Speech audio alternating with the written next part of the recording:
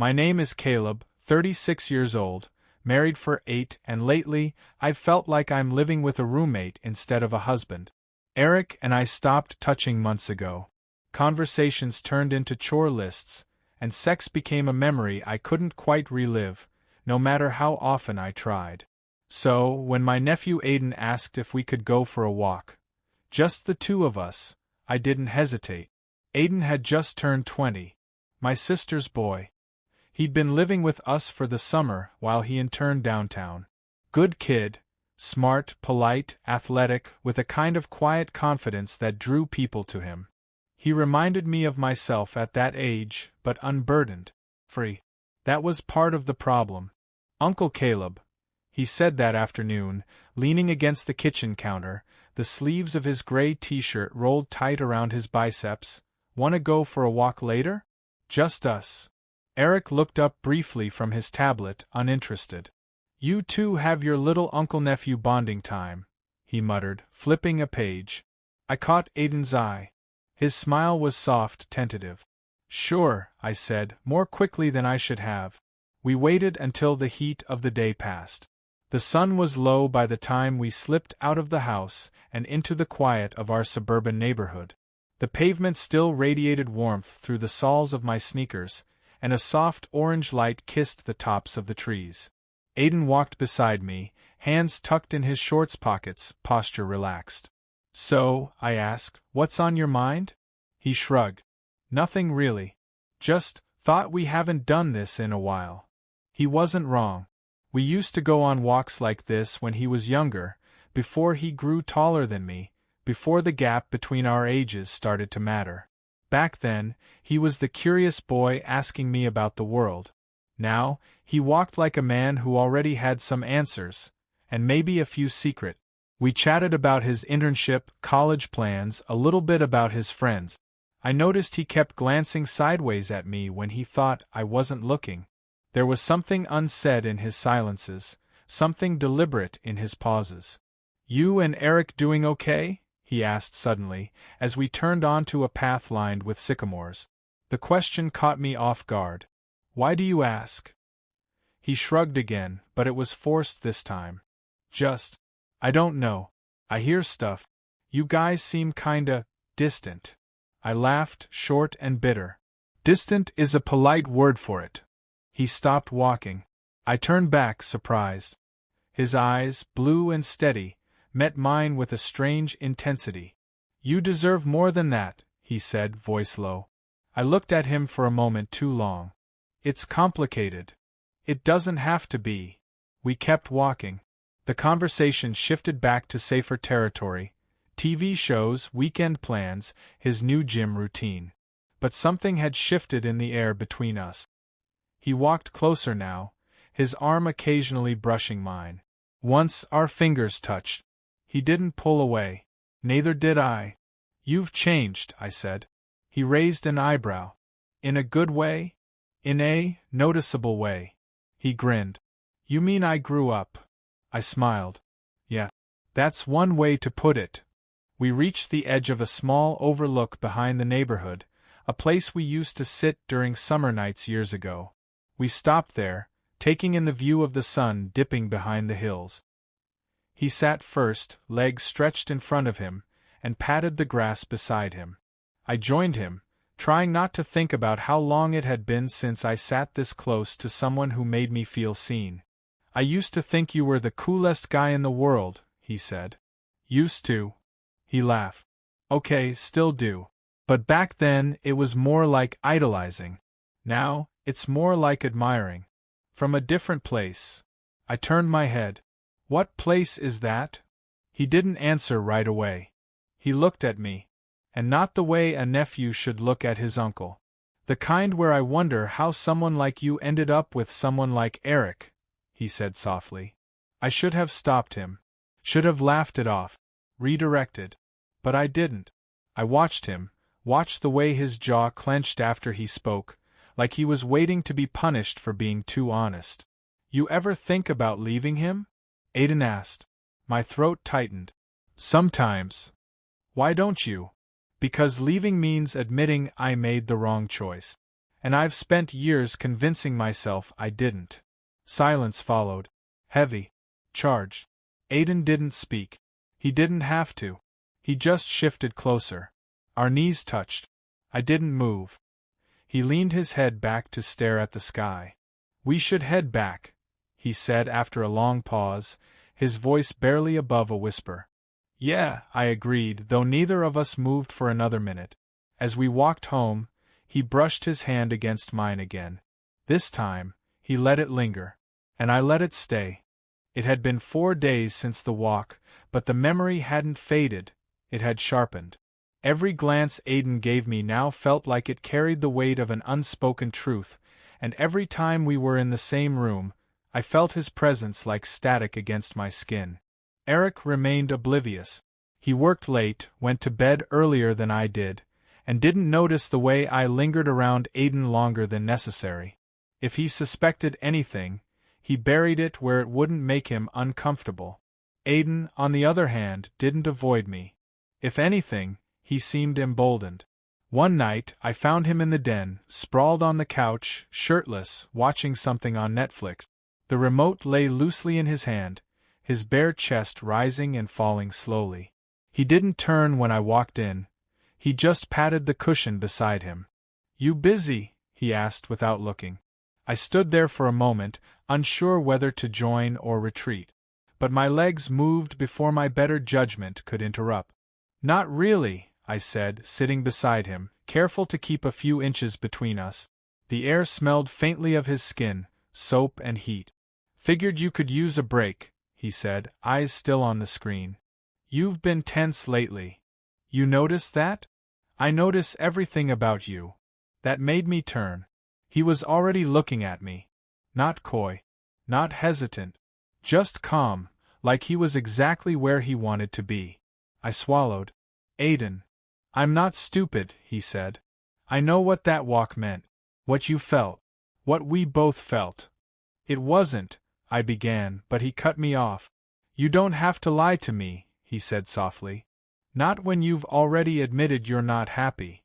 I should have stood up, left the room, said something definitive. But I didn't. I stayed. I breathed him in. I looked at his mouth, and I remembered how close we'd been that night. How his fingers had brushed mine, and how I hadn't pulled away. "Do you think about it?" he asked. "What it would feel like?" My voice came out low. "More than I should." He leaned in, not rushed, not aggressive, just steady. His lips brushed mine like a question, and I gave him the answer by not moving. When I kissed him back, it wasn't soft. It was hungry. Weeks, maybe months, of emotional starvation found their way to the surface. His hands were on my chest, then my back, then gripping the hem of my shirt. I stopped him. "Wait," I said, my breath ragged. "We can't." He blinked, lips slightly swollen. "Because it's wrong? Because it'll ruin everything. Or fix something that's been broken a long time." We stared at each other, the television humming behind us, and I hated how much sense he made. I left the room, heart hammering, skin flushed, throat tight. That night, I lay next to Eric, who didn't stir as I climbed into bed. He didn't ask why I was late or where I'd been. He didn't touch me. The next day, I couldn't focus. Every time Aiden walked into the room, my body reacted before my brain could argue. His presence was electric, undeniable. He waited until Eric was gone that Saturday before knocking gently on my office door. "I need to talk to you," he said, closing the door behind him. I turned from my desk, heart already racing. "I'm not going to apologize for how I feel," he said. "I'm not asking you to. I'm not doing this just for sex, Caleb. I'm not a kid with a crush. I want you."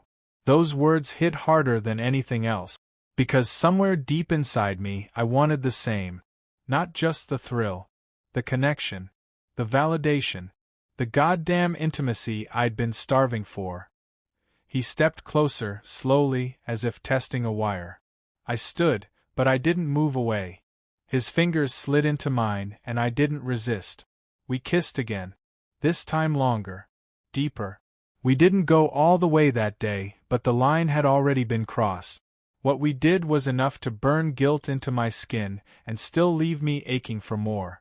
Later, I sat alone in my car, gripping the steering wheel with white knuckles. The weight of what I'd done pressed against my chest like a stone. But beneath the guilt, something darker whispered. You feel alive again. Back inside, Aiden passed me in the hallway. Our eyes met. He smirked. No regrets, he said quietly. I didn't answer. But that night, as I lay in bed with Eric inches away but miles apart, I closed my eyes and saw Aiden's face. And for the first time in years, I felt wanted. It didn't take long for secrecy to become routine. Eric remained unaware, trapped in his own world of spreadsheets, wine, and avoidance. He didn't question my late nights, my longer-than-usual workouts, or the way I always seemed preoccupied. And I didn't volunteer answers. It was easier that way. Aiden and I learned to navigate the house like thieves. A glance here, a touch there, quiet moments in shadowed hallways, kisses stolen in the back seat of my car under the cloak of night. The danger became part of the addiction. But it wasn't just lust anymore. It hadn't been for a while. He wasn't just my nephew. He became my confidant, my solace, my escape. We talked, really talked. He asked questions that made me confront parts of myself I'd buried under years of marital duty and emotional compromise. I don't think you ever loved him the way you thought you did, Aiden said one night as we lay side by side in my office, the door locked, the world outside forgotten. I loved the idea of him, I admitted. The image. The safety. But not the reality. And what do you feel when you're with me? I didn't answer right away. I didn't have to. He could feel it in the way my fingers slid over his ribs, the way I kissed him like I'd never get the chance again. Still, guilt was a ghost that never stopped following me. Every time Eric looked at me with soft eyes, every time he asked if I wanted to order in or go for a walk, my stomach twisted. I hadn't just betrayed him physically, I'd emotionally clocked out months ago.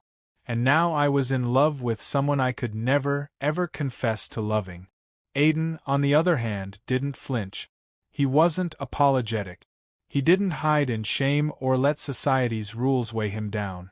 He wanted all of me, without fear, without condition. That terrified me. But it also thrilled me in ways I hadn't felt since my 20s.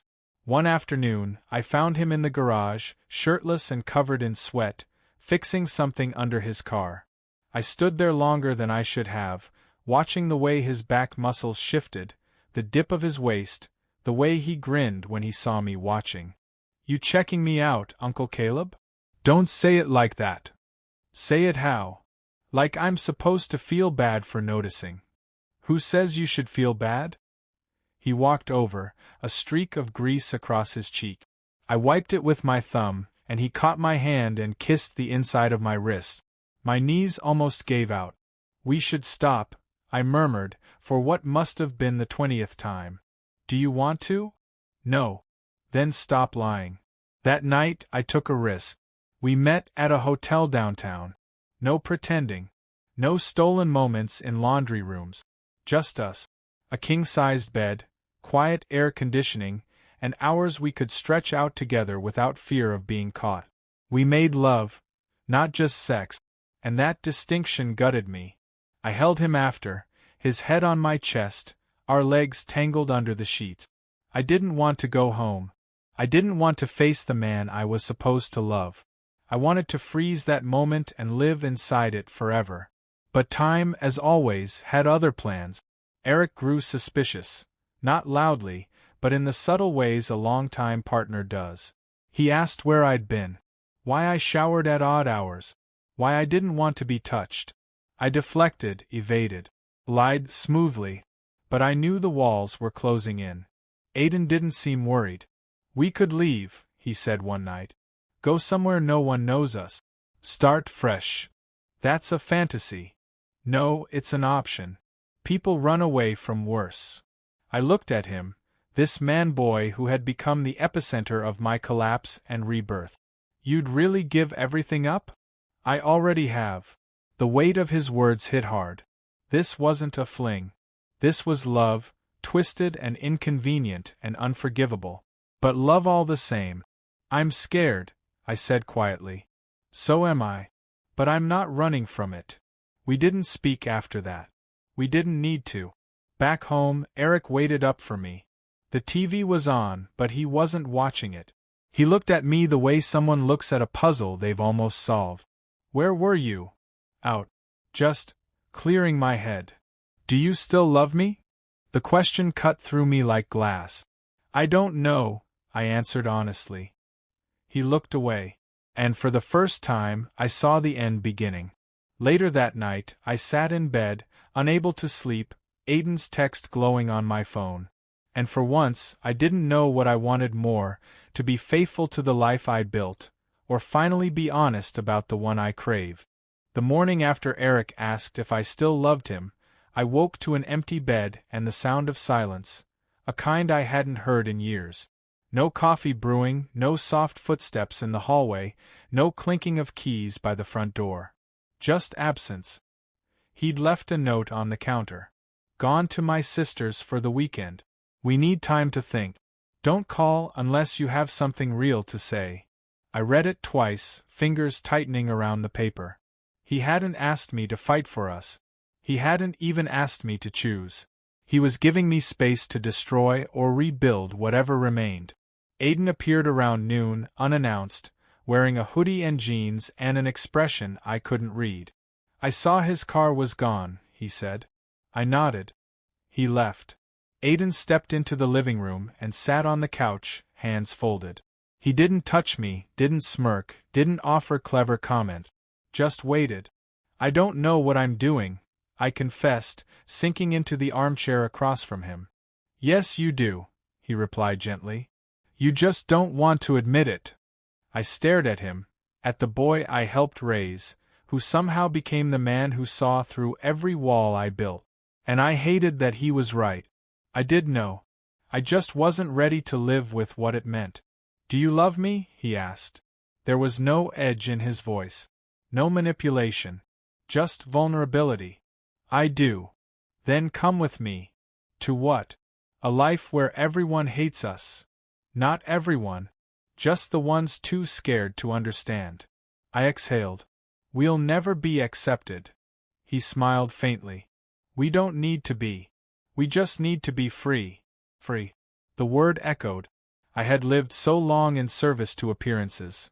Husband, responsible uncle, the safe, respectable gay man who'd done everything right. And yet, here I was, drowning in guilt and longing for a boy who saw me more clearly than any adult ever had. I want you, Caleb. No apologies. No pretending. Just us. Aiden's voice cracked slightly. But I won't stay here like this. Not in secret. Not like I'm something dirty. I stood, pacing, every nerve frayed. What we did, what we've been doing, it's not just taboo. It's familial. It's consensual, honest, real. That doesn't make it forgivable. He stood too, voice low but firm. I'm not asking for forgiveness. I'm asking for truth. And there it was. The central conflict not just of this affair, but of my life. Truth. I'd spent years lying to myself about who I was, what I needed, who I could love. I played the good husband, the responsible adult. And yet the moment I felt real passion, real connection, it came from the one person I was never supposed to touch. Then here's the truth, I said, my voice trembling. I love you. Not in a way I ever expected. Not in a way that makes sense. But I do. God help me, I do.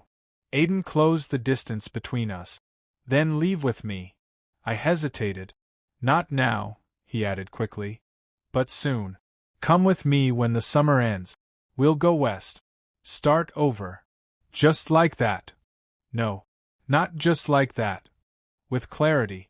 With purpose. I nodded slowly.